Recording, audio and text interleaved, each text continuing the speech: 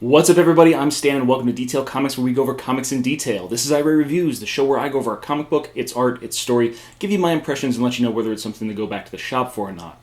I'm going to be talking about Reborn number 3. So Reborn is a book written by Mark Millar and has art by Greg Capullo. And overall, the story itself is really based on the fact that when you die, you actually don't go to some sort of Valhalla or heaven or something along those lines. You are reborn into this world, and there's various times and places that you can be reborn into it. And what we do is we follow along with the main character, Bonnie, and her adventure in this brand new world. So based on how good she was in her previous life, that is how powerful she is in this life. So let's start off with the story. Where we last left off, Bonnie, Big Tom, and Royboy were headed across the landscape of this gigantic land, and what we find is that they're kind of like in the middle of it now. They see Ernie, the former auto mechanic that used to work down the road, and he evidently likes to modify elephants so they can fly, and they really seem to enjoy it until whomp, they're just totally glomped on by this giant dragon with a lion's head. And these dragons kind of come in and they start feasting on elephants, and Big Tom and Bonnie run away, and then they're just like, oh my god, we've got to get deeper into the forest so that way we don't have to deal with these people.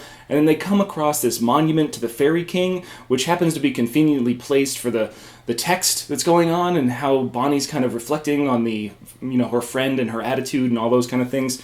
So that's the first thing that's a little bit weird. And then as they venture into the woods a little bit deeper, there's this group of people that kind of jumps on them, and then all of a sudden they start fighting, and Bonnie doesn't have any real warrior skills, and Big Tom gets overwhelmed, and as she kind of gets this glow and gleam on her eyes, she's immediately zapped with this staff, and then she's incapacitated. And we also saw Royboy, the dog, like this armored puppy, just get crushed and tossed off this cliff, and we don't know what happened to him at this point in time. Next thing we know, we find out we're in some sort of shanty town, which happens to be the home base of these outlaws, these bandits, and then there's a former IRS agent that's holding them prisoner, and he's a slave trader. He enjoys watching people's pain, so this is kind of like dipping into the Darkland side where people that weren't necessarily good in their previous life are going to be. And the first thing the slave trader does is he contacts General Frost, which, if you remember, was Bonnie's cat. General Frost is on his way. He's got these cool space speeder car things, and him and his posse will be there by midnight. So as we get to that situation, Bonnie is just like, hey, Dad, the chains might not be able to break, but that doesn't mean the post won't. So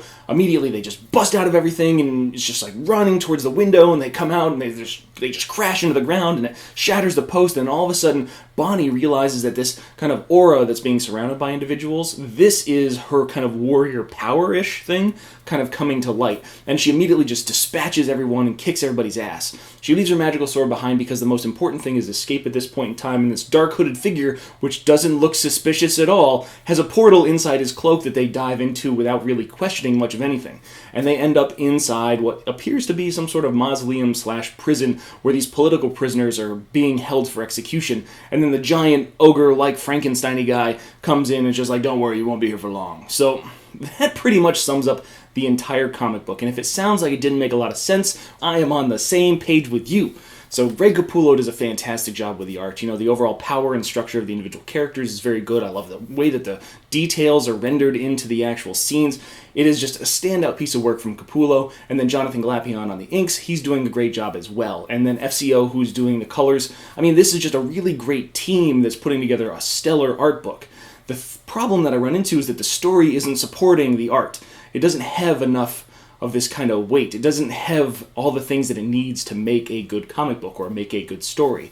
So let's take the beginning. So we open up, we see the introduction of Ernie, and you're like, oh, this is a cool character. And then immediately he just gets, he's dead. Just immediately he's dead. There's just an oh my god kind of reaction, and that's it. They get into the woods, and we don't necessarily know what kind of time has elapsed since they kind of ran away from this outward plain area where all these elephants are getting gobbled up by dragons.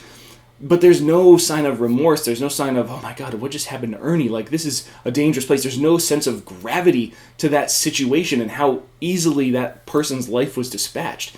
And then the convenience of having the Fairy King monument just happen to be there when they're talking about that same conversation. And that's just super frustrating and super convenient in terms of the writing. Then you've got, interchangeable Shantytown number 3, which just happens to be the location that they're tied up in. That's run by There's no backstory. The time that they could have taken to give gravity to the situation or to develop the world a little bit more, they developed the fact that Tom is slightly jealous And, he's an insecure individual based on the fact that he's asking about whether his wife remarried when he died and she was 48. So it just develops things in the wrong way to really progress the story. And then towards the end, when they're making their escape and they dive into the cloak of the hooded figure, it's just like, Tom has been here for decades. This guy has been a thorn in the side of people that live in this town. He understands where these realms are. He spent years going out and looking for his wife. You are telling me that he has no idea who Il Mago is, as well as what they look like, or what kind of threats they would present in this kind of situation, this territory that they're in. And that he would be, okay, cool, I'm just going to run through this guy's cloak. How dumb is that character? It's just, oh man, like, I was on board for this book, but man, it just got super frustrating in the fact that there's just nothing for me to grab onto. There's no substance, there's no solid foundation that's being built for this story. And issue 1 laid so much potential groundwork. It was looking like it was going to be such a good tale.